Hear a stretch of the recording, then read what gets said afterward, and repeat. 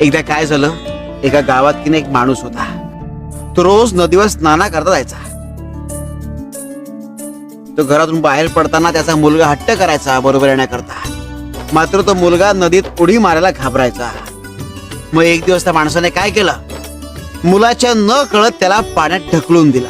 त्याला पोहता यायचं? छे, मुलाला पोहता येतच नव्हतं. मग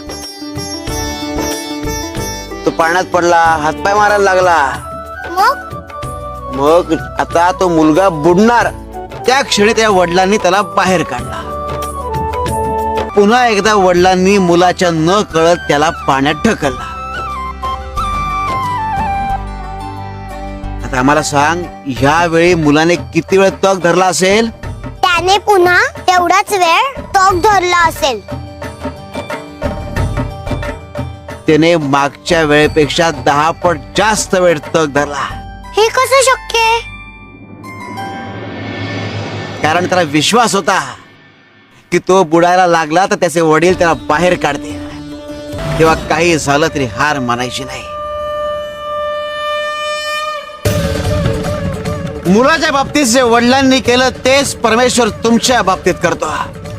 तेव्हा परमेश्वरावर विश्वास ठेवा.